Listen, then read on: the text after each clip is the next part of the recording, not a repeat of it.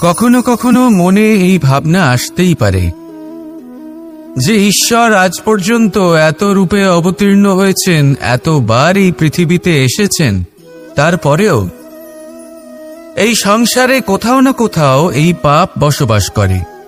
এটার কারণ কি? এটার কারণ আমরা স্বয়ংই। যখন কোনো ব্যক্তি এই পৃথিবীর পথপ্রদর্শন করে, এই সংসারকে উচিত দিশা দেখায়, এই সংসারের মঙ্গল করে, আমরা সেই ব্যক্তিকে মানুষ থেকে ঈশ্বর বানিয়ে ফেলি। সেই ব্যক্তির পতন স্বয়ং আমাদের হাতেই হয়ে যায়, কারণ সেই ব্যক্তি তার শ্বাস প্রশ্বাসের জন্য হয় না। সেই ব্যক্তি হলো সেই ভাবনা যা সে এই সংসারকে প্রদান করেছে। আমরা সেই ব্যক্তির ভাবনাটারই অন্ত করে দিই। এটা উচিত নয়। আমরা ওনাকে প্রভু মেনে নিই। প্রভু মানার পর আমরা ওনার কাছে প্রার্থনা করি, হে প্রভু আমাদের সাহায্য করুন। যদি উনি প্রভুও হন, তাও উনি পৃথিবীতে এসেছেন মনুষ্য রূপে। যা কর্ম করেছেন, যা শক্তি প্রাপ্ত করেছেন, এই দেহ থেকেই প্রাপ্ত করেছেন। আপনাদের এটা বোঝানোর জন্য যে এই কাজ আপনিও করতে পারেন। যারা সৎ আত্মা থাকেন, তাদের জন্য সর্বশ্রেষ্ঠ শ্রদ্ধাঞ্জলি হলো এটাই যে আপনি তাদের পদচিহ্ন অনুসরণ করে চলুন। না ওনাদের স্মরণে থাকুন, না পুষ্পের মালা ওনাদের চরণে রাখুন, বরং তাদের ভাবনাকে অনুসরণ করে সেই ভাবনা নিয়ে এগিয়ে চলুন। এটা না শুধু আপনার জন্য, বরং সমগ্র সংসারের জন্য লাভদায়ক। তাহলে এটাই করুন, আর আমার সাথে ভালোবেসে বলুন, রাধা রাধা। জীবনে সবসময় সেটা হয় না যা আমরা চাই, তেমন ভাবে হয় না যেমন ভাবে আমরা চাই। এবার তাতে আমরা দুঃখ পাই, নিরাশ হয়ে পড়ি, ভাগ্যকে দোষ দিই অথবা অন্য কাউকে বা নিজেকে। কিন্তু সত্যটা কি, সেটা আমাদের জানতে হবে।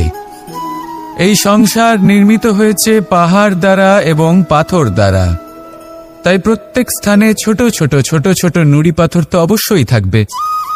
এগুলো এড়িয়ে যাওয়া সম্ভব নয়, আর এই কথাটা আমরা সকলে জানি। এবার এইভাবেই আমাদের জীবনে নানান রকমের সমস্যা লেগেই থাকে। এর হাত থেকে কোনোভাবেই নিস্তার পাওয়া সম্ভব নয়। একটা সমস্যা এড়াতে যান, দ্বিতীয় চলে আসবে, দ্বিতীয় সমস্যা এড়াতে যান, তৃতীয় চলে আসবে। কিন্তু সমস্যা জীবনে থাকবেই, আর আপনাকে সাহায্য করার জন্যই থাকবে কোনো না কোনো রূপে। আপনার চারপাশে পাথর আছে, এটা আপনার উপর নির্ভরশীল আপনি কি করবেন, কোন পথে অগ্রসর হবেন এবং কিভাবে অগ্রসর হবেন। এবার দেখুন, এটা তো সবসময় সম্ভব নয় যে আপনার পদতলে ফুলের চাদর থাকবে। এটা তো অসম্ভব। সেই জন্য উচিত এটাই হবে যে আপনি পাদুকা পরিধান করে জীবনে অগ্রসর হন। এর সারমর্ম এটাই, যখনই জীবনে সমস্যা আসবে দৃঢ় হয়ে সম্মুখীন হন এবং এটা বোঝার চেষ্টা করুন যে এই সমস্যা জীবনে কেন এলো, কি শিক্ষা দিয়ে গেল। আপনার মধ্যে দোষ অবশ্যই থাকবে, তাকে গুণে পরিবর্তিত করুন। এই জীবন আরো বেশি সহজ সরল হবে এবং প্রসন্ন হয়ে বলবে, রাধা রাধা। এই সংসারে যে ব্যক্তিই হোক না কেন, প্রত্যেক ব্যক্তির জীবনে সমস্যা অবশ্যই আসে। এমন কিছু মানুষ আছেন, যদি তাদেরকে জিজ্ঞেস করেন যে এমনটা ঠিক কেন হলো, তাহলে পুরো দোষটা তারা নিজেদের পরিস্থিতির ওপর ন্যস্ত করেন। যে আমি তো এমন একটা পরিস্থিতিতে ছিলাম, আমি কিভাবে কিছু করতাম, আমার কাছে আর কোনো বিকল্পই ছিল না।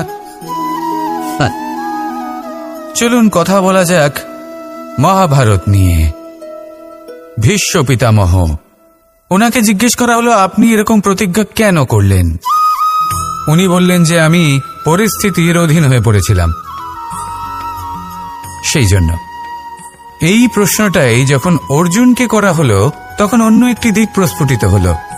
অর্জুন নিজের পরিস্থিতির কারণে জীবনে কখনোই বাধা পড়েননি। তিনি সিদ্ধান্ত নিয়েছিলেন সংঘর্ষ করার, সংসারের নিয়মের বিরুদ্ধাচারণ করার।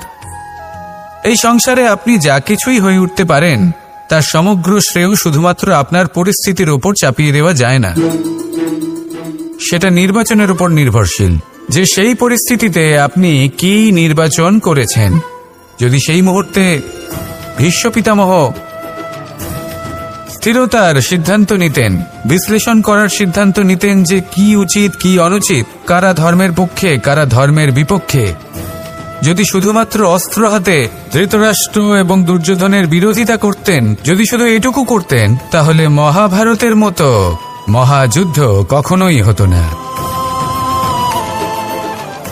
সমস্যা সবার জীবনেই আসে, কঠিন পরিস্থিতিও সকলের জীবনে আসে।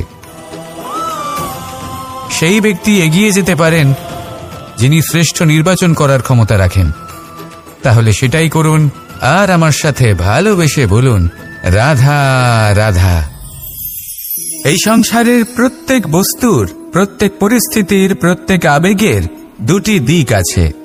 এর মধ্যে পার্থক্য করা সম্ভব শুধুমাত্র দৃষ্টিভঙ্গির দ্বারা।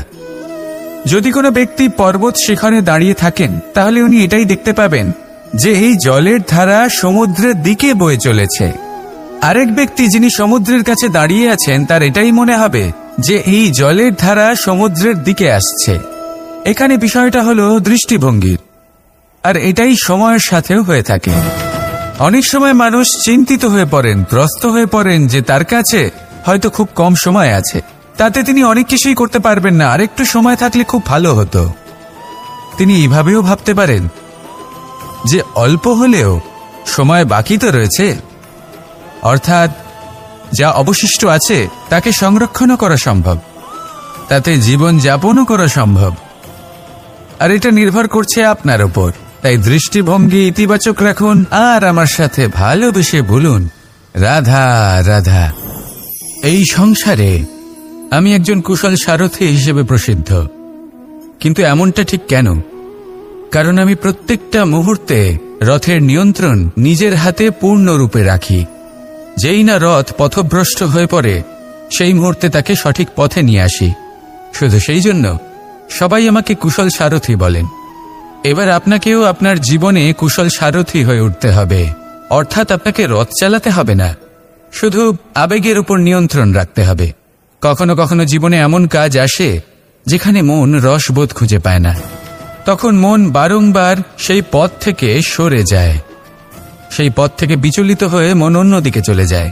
তখন আপনাকে আপনার মনের ওপর পূর্ণ নিয়ন্ত্রণ রাখতে হবে, তার রাশ নিজের হাতে পূর্ণরূপে ধরে রাখতে হবে। যেই না মন পথভ্রষ্ট হবে, তাকে পথে নিয়ে আসতে হবে, আবার পথ হারাবে, আবার পথে নিয়ে আসতে হবে। তাই মনে রাখবেন, যদি আপনি নিজের মনকে নিয়ন্ত্রণ করতে পারেন, নিজের জীবনকেও নিয়ন্ত্রণ করতে পারবেন। নিজের জীবনে কুশল সারথি হয়ে উঠুন, তাহলে মনোবাঞ্ছিত স্থানে এবং লক্ষ্যে পৌঁছতে পারবেন। আর তখন এই মন আর এই জীবন প্রসন্ন হয়ে বলবে, রাধা রাধা। এই সংসারের সব থেকে বড় যোদ্ধা কে? কেউ বলবেন অর্জুন, কেউ বলবেন ভীম, কেউ বলবেন হনুমান আদি ইত্যাদি। কিন্তু এই সংসারের সব থেকে বড় যোদ্ধা আপনার মনের ভেতরে আছে, আপনার মনের মধ্যে আছে। সেই ব্যক্তি সব থেকে উঁচুতে পৌঁছতে পারেন যিনি নিজের অন্তরের খামতি বুঝতে পারেন, নিজের দোষ বুঝতে পারেন, তার সাথে লড়াই করেন এবং তার উপর বিজয় লাভ করেন। যে ব্যক্তি এটা শিখতে পারেন, যে ব্যক্তি এটার উপর জয়লাভ করতে পারেন, তিনি হলেন সব থেকে বেশি শক্তিশালী, সব থেকে বেশি বীর এবং সব থেকে বেশি পরাক্রমী ব্যক্তি। আমরা সকলেই সংসারকে পাল্টাতে চাই। তার জন্য প্রথম পদক্ষেপ আপনাকে নিতে হবে, নিজেকে দোষমুক্ত করতে হবে। যদি মানুষ নিজের অন্তরের দোষ বুঝতে পারেন এবং নিজেকে দোষমুক্ত করতে পারেন, তাহলে এই সংসার নিজে থেকেই দোষমুক্ত হয়ে যাবে, তাই না? তাহলে নিজেকে দোষমুক্ত করুন, আর আমার সাথে ভালোবেসে বলুন, রাধা রাধা। আমরা সবাই এই সংসারে সূর্যের মতো হয়ে উঠতে চাই, সূর্যের মতো তেজস্বী, প্রকাশময়, যশস্বী। সূর্যের মধ্যে এতটাই তেজ থাকে যে সবাই তার সামনে নত হয়ে থাকে। সেই কারণেই সূর্যকে যশদানের গ্রহ বলা হয়। আমরা সবাই সূর্যের মতো উজ্জ্বল হতে চাই, কিন্তু তার জন্য সূর্যকে প্রত্যেক দিন জ্বলতে হয় এই সংসারে শুভ ভাব পবিত্রতা নিয়ে আসার জন্য, প্রকাশ ছড়িয়ে দেওয়ার জন্য। সূর্যকে প্রত্যেক দিন অস্তও যেতে হয়, আবার উদিতও হতে হয়, প্রত্যেক দিন জ্বলতে হয়। সূর্য একদিনের জন্য অবকাশ লাভ করেন না। আর যদি অবকাশ পেতেন তাহলে সূর্যকে আর সূর্য বলা হতো না, তাই না? সেই জন্য আপনি যদি সূর্যের মতো হয়ে উঠতে চান, সেই রকম উজ্জ্বল হতে চান, তেজস্বী হতে চান, তাহলে সূর্যের মতো জ্বলতে হবে, অর্থাৎ অগাধ পরিশ্রম করতে হবে। আসুন আমার সাথে ভালোবেসে বলুন, রাধা রাধা। জীবনে সবথেকে বেশি মূল্যবান বস্তু কি? ধন, স্বর্ণ, মাণিক্য, আভূষণ? না, এই সব কিছু মিলিয়েও সময়ের এক মুহূর্তের সামনে মলিন হয়ে পড়ে। এক মুহূর্ত যা এক দরিদ্রকে রাজা করতে পারে, যা এক রাজাকেও দরিদ্র করতে পারে। একটি মুহূর্ত যা আপনার আত্মবিশ্বাসকে পর্বতের শিখরে পৌঁছে দিতে পারে, একটি মুহূর্ত যা আপনার অস্তিত্বকে গভীর সাগরে বিলীন করে দিতে পারে। একটি মুহূর্তের খেলা। সব সময় জীবনে সেই ব্যক্তিকে সম্মান করুন, শ্রদ্ধা করুন, যিনি আপনার জন্য সময় বের করে থাকেন। সব সময় সেই ব্যক্তির প্রতি নিষ্ঠাবান থাকুন, যেই ব্যক্তি খারাপ সময় আপনার পাশে দাঁড়িয়ে থাকে। এই সময় সব থেকে বেশি মূল্যবান। আসুন আমার সাথে ভালোবেসে বলুন, রাধা রাধা। সাগর জলতত্ত্ব দ্বারা সমৃদ্ধ। এ হলো জন্মদাতাও আর জনকও। এই সাগরকে দেখে আমরা অনেক কিছু শিখতে পারি। এই সাগরকে বাইরে থেকে দেখলে মনে হবে এর ঢেউ কোলাহল সৃষ্টি করছে, কিন্তু যদি আপনি আস্তে আস্তে কিছুটা গভীরে যান তাহলে দেখবেন ঢেউগুলি শান্ত হয়ে গেছে। সেই একই সাগর তীরের কাছে অন্যরকম, গভীরে অন্যরকম। এবার সাগরের মাঝে এসে দাঁড়ান আর অনুমান করতে চেষ্টা করুন যে এটা কতটা গভীর। তাহলে দেখবেন এই কাজ অসম্ভব। আপনি সত্য কখনোই জানতে পারবেন না যতক্ষণ না সেই সাগরের তলদেশে পৌঁছচ্ছেন। এবার এই সাগরের মতোই হয় মানুষ। মানুষকে আপনি দূর থেকে বুঝতে পারবেন না, আপনাকে কাছে যেতেই হবে।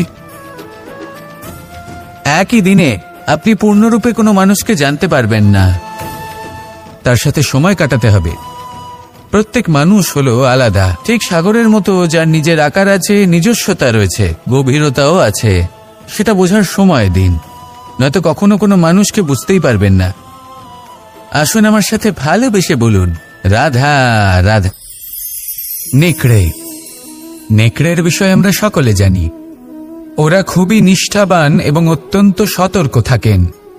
ছোট ছোট মূর্খতা করে বসেন। এনারা হাড় চিবোতে খুব ভালোবাসেন, কিন্তু চিবোতে চিবোতে এদের মাড়ি ছড়ে যায়, সেখান থেকে রক্তপাত হতে থাকে। সেই রক্ত ওনারা পান করেন আর ওনাদের মনে হয় এই রক্ত হাড় থেকেই পাচ্ছেন। ওনারা ভাবেন যে এই হাড় চিবিয়ে আমরা আনন্দ লাভ করছি, কিন্তু আসল সত্য হলো এটাই যে ওনারা নিজেদেরই ক্ষতি করছেন। আমরা মানুষ, আমাদের সাথেও এমনটাই হয়। কখনো কখনো ভুলবশত আমরা এমন কোনো কাজ করি আর আমাদের মনে হয় যে আমরা বাইরে থেকে আনন্দ লাভ করছি, কিন্তু সত্য হলো এটাই যে আমরা শুধুই ক্ষতিগ্রস্ত হচ্ছি। এটা হলো খুব বড় একটা শিক্ষা যা আমাদের শেখা উচিত। তা হলো এটা যে আমাদের বোঝা উচিত যে কখন আমরা লাভবান হচ্ছে আর কখন ক্ষতিটাকেই লাভ বলে মনে করছি। এই শিক্ষা যদি আপনি প্রাপ্ত করতে পারেন তাহলে এই সংসারে আপনার থেকে বেশি প্রসন্ন আর কেউ থাকবেন না। তাহলে আসুন আর আমার সাথে ভালোবেসে বলুন, রাধা রাধা। যজ্ঞের আগুনকে শুভ বলে মনে করা হয় আর সেখানেই চিতার আগুনকে অশুভ মনে করা হয়। এমনটা কেন হয়? এখানে বিষয়টা হলো লক্ষ্য, বিচার এবং সঙ্গের। যখন আমরা যজ্ঞ করি তখন আমাদের লক্ষ্য কি হয়? পরিবেশকে আরো পবিত্র করে তোলা, ইতিবাচক করে তোলা। আমাদের লক্ষ্য শুভ হয়। তারপরে আসে বিচার। এই পরিস্থিতিতে সেই বিচার হলো অগ্নি। স্ফুলিঙ্গ থেকে তীব্র আকার ধারণ করে সমস্ত কাঠকে পুড়িয়ে দেয় এবং সুগন্ধ ছড়িয়ে দেয়। অর্থাৎ যদি আপনার লক্ষ্য শুভ হয় তাহলে তার নিজে শুভ বিচারধারাকে আমন্ত্রণ জানায়। এই শুভ বিচার তখনই আসবে যখন আপনার সংকল্প শুভ হবে। অন্যদিকে হলো চিতার আগুন। এর লক্ষ্য কি? একটা দেহকে পরধামে পৌঁছে দেওয়া। সবার শেষে সবকিছু আপনার উপরে নির্ভরশীল যে আপনি কোনটা চয়ন করতে চান। আপনার লক্ষ্য যদি শুভ হয় তাহলে আপনার বিচার এবং সঙ্গতি আর তার পরিণাম সবই শুভ হবে। আসুন আর আমার সাথে ভালোবেসে বলুন, রাধা রাধা। সকলে আমাকে জিজ্ঞেস করেন যে কৃষ্ণ, তুমি সবসময় হাসি মুখে কি করে থাকো? এত প্রসন্ন কি করে থাকো তুমি? এই সমগ্র সংসারে চতুর্দিকে সমস্যা রয়েছে, দুঃখ রয়েছে, তাও হাসি মুখে কি করে থাকো? সত্যি কথাই বটে, এই সংসারে চারিদিকেই দুঃখ রয়েছে, প্রত্যেকের জীবনে সমস্যা রয়েছে। কৃষ্ণের জীবনে একটু বেশি সমস্যা রয়েছে, তাও আমি হাসতে থাকি। কেন?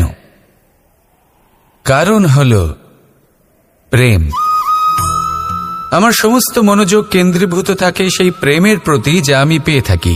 যেমন রাধার প্রেম, দ্বারকার প্রেম, দাদার প্রেম, স্ত্রীর প্রেম, পুত্রের প্রেম, মাতা পিতার প্রেম আদি ইত্যাদি। আমার মনোযোগ এই প্রেমের প্রতি কেন্দ্রীভূত থাকে। আর যখনই আমি এই প্রেমের কথা স্মরণ করি, মুখে দুশ্চিন্তা অথবা দুঃখের আবেগ দেখা অসম্ভব ব্যাপার। শুধু এটাই হলো রহস্য কৃষ্ণের হাসি মুখে থাকার, তার হাসির রহস্য।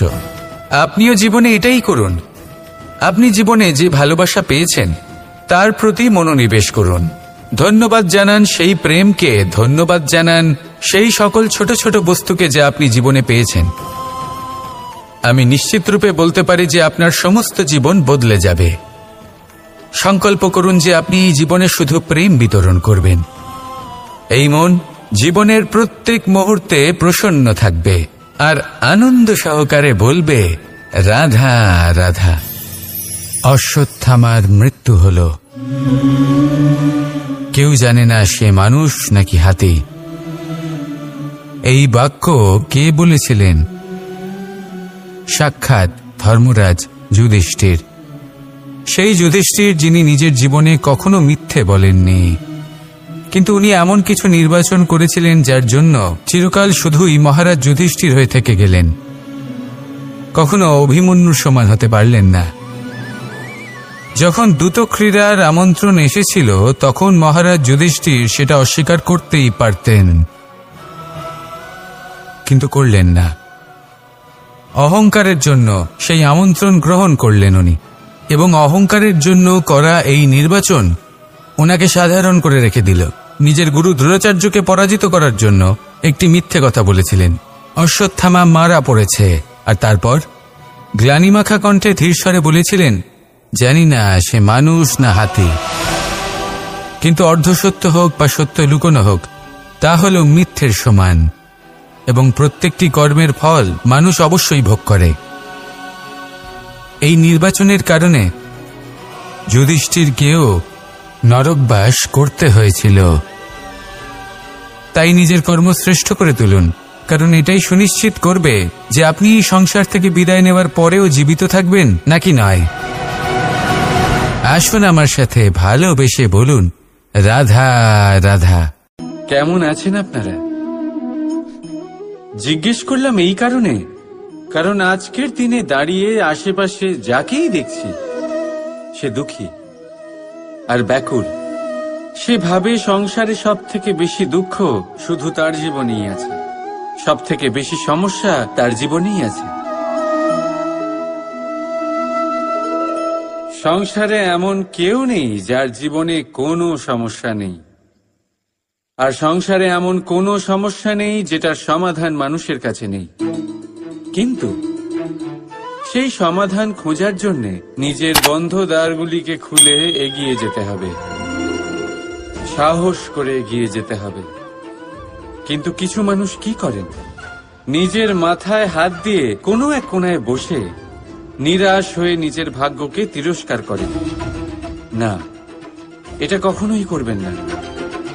কর্ম করুন, এগিয়ে যান, সাহস দেখান, আর সব থেকে জরুরি কথা, সংযম হারাবেন না। কারণ আপনার লক্ষ্য যতই কঠিন হোক না কেন, সেটা অবধি পৌঁছানোর রাস্তা আপনার পায়ের তলা দিয়ে সর্বদাই যাবে। রাধা রাধা। দুঃখ কি, ভয় কি, এদের কিছুটা এইভাবে ভাবা যেতে পারে।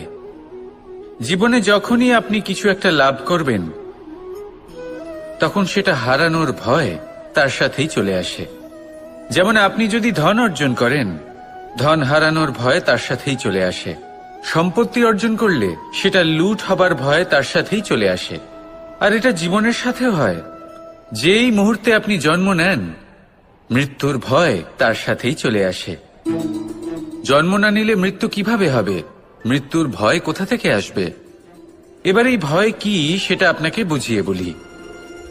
এই ভয় যদি মনের মধ্যে থাকে, জীবনে থাকে, তাহলে যা কিছু লাভ করবেন, সুখ, সম্পত্তি, সুবিধা, ধন, এইগুলি লাভ করার একটা আনন্দ থাকে, এদের সাথে জীবনযাপন করার একটা আনন্দ থাকে। এই ভয় সেই আনন্দ আপনার থেকে কেড়ে নেয়। ধরে নিন কাল আপনার মৃত্যু হতে চলেছে। এবার কালকের মৃত্যুর ভয় আজই মনে পুষে রাখলে, তাহলে এই ভয় আজকের সুখ, আজকের শান্তি আপনার থেকে কেড়ে নেবে। ভয় এটাই করে। সেই জন্য মনে রাখবেন, ভয়ের সঙ্গ আপনি ত্যাগ করে দিলে জীবন যাপনের যে সুখ তা চিরকাল আপনার সাথে থাকবে। আসুন আর আমার সাথে ভালোবেসে বলুন, রাধা রাধা। দুঃখ এমন এক অনুভূতি যেটা আমরা চাই বা না চাই, আমাদের জীবনে এটা অবশ্যই আসবে। আমাদের মনকে বিব্রত করে তুলবে, আমাদের মনকে বিচলিত করে তুলবে। কখনো ভেবে দেখেছেন এই দুঃখ আমাদের জীবনে কেন আসে, কিভাবে আসে? যদি আপনি মন দিয়ে চিন্তা করেন, তাহলে আপনি বুঝতে পারবেন যে এই দুঃখের অনুভূতি পরিস্থিতির থেকে বেশি মানসিকতার থেকে বেশি আশেপাশের লোকজনের সাথে জড়িয়ে।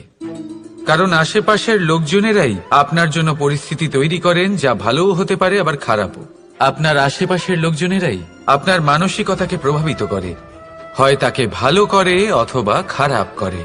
আমাদের জীবনের অর্ধেক দুঃখ এই কারণে যে আমরা তাদের উপরে আশা রাখি যাদের উপরে কোনো আশা রাখা উচিত নয়, আর অর্ধেক দুঃখ এই কারণে যে আমরা তাদের উপরে সন্দেহ করি যাদের উপর সেটা করা উচিত নয়। তাৎপর্য এটাই যে মানুষকে চেনার চেষ্টা করতে থাকুন। যেদিন আপনি এটা বুঝে যাবেন যে কে সুজন আর কে দুর্জন, সেই দিন এই দুঃখ আপনার জীবন থেকে দূরে কোথাও চলে যাবে। রাধা রাধা। আপনি কি কখনো কোনো জলের ধারা দেখেছেন? তার সামনে যতই মাটি থাকুক না কেন, যতই কাদা থাকুক না কেন, যখন এই জলের ধারা বইতে আরম্ভ করে দেয়, তখন এই কাদাকে নিজেই ধুয়ে নিয়ে যায়। ওই কাদাকে ধুয়ে দেয় এবং নিজের পথ নিজেই তৈরি করে নেয়। তাহলে আপনিও এরকম জলের মতো হয়ে উঠুন।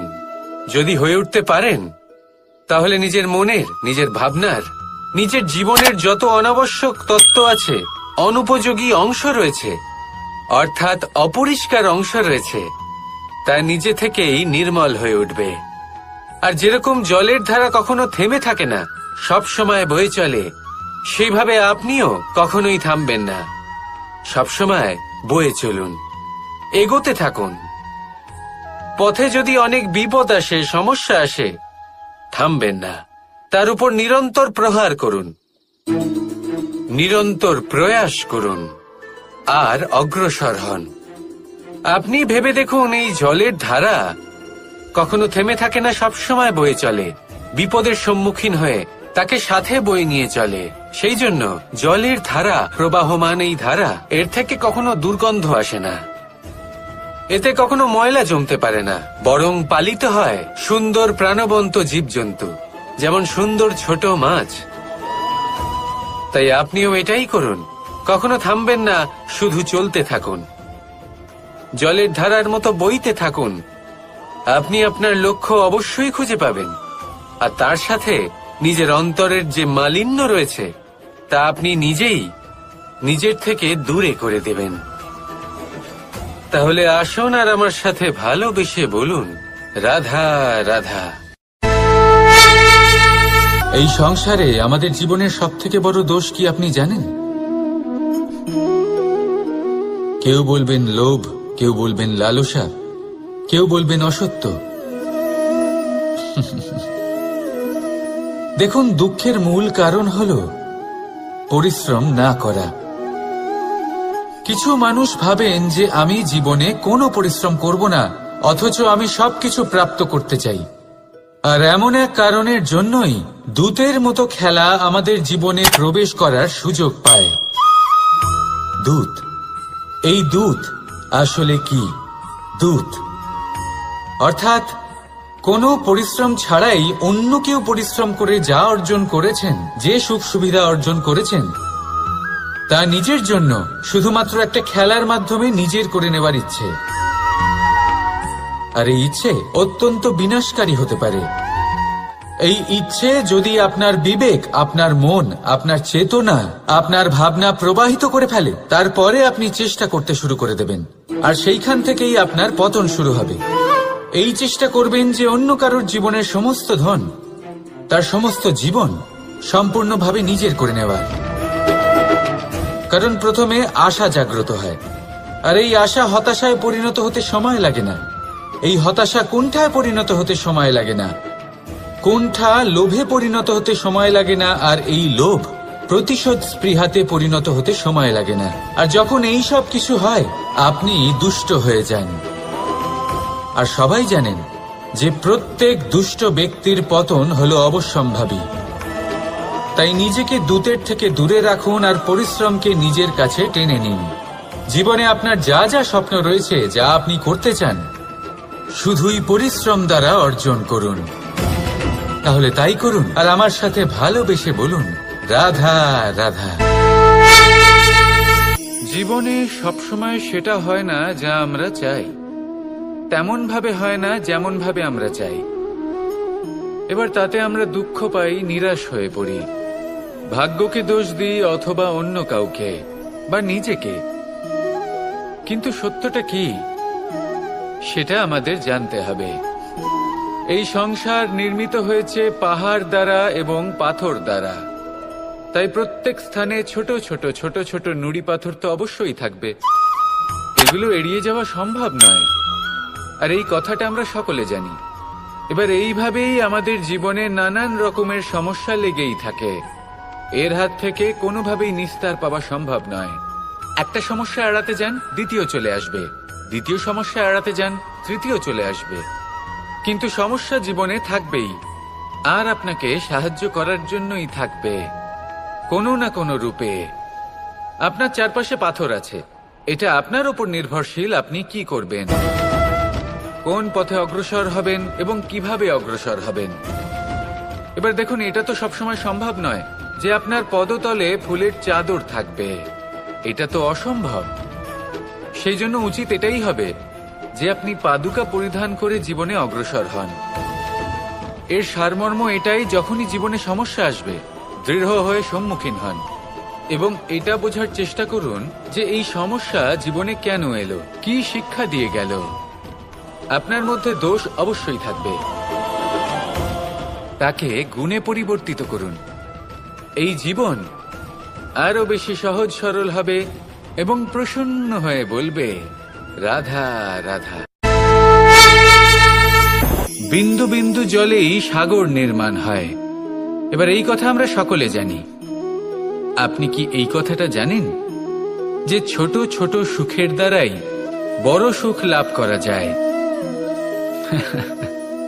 একজন বাবাকে দেখুন, সন্তানের জন্ম থেকে তার যুবক হওয়া পর্যন্ত তার সাথে ছোট ছোট সুখ যাপন করেন। এই ছোট ছোট সুখগুলি তাদের প্রেমের সম্পর্কে গভীরতা নিয়ে আসে এবং প্রেমের এই গভীরতা তাদের জীবনে বড় সুখ নিয়ে আসে। এটা ঠিক সেই রকম যেরকম বিশাল এক সমুদ্রে, গভীর এক সমুদ্রে অমূল্য রত্ন খুঁজে পাওয়া যায়, এটাও ঠিক সেই রকমই। সেই জন্য জীবনে বড় বড় সুখের খোঁজ করতে গিয়ে সময় নষ্ট করবেন না। এই যে ছোট ছোট সুখ আছে, এগুলোকে যাপন করা শুরু করুন, এগুলোর আনন্দ লাভ করুন, এগুলো নিয়ে উৎসব পালন করুন, প্রেমের গভীরতা বুঝুন আর এই গভীর প্রেমে মন নিমজ্জিত করুন। তারপরে দেখুন এই মন আর এই জীবন সুপ্রসন্ন হয়ে বলবে রাধা রাধা।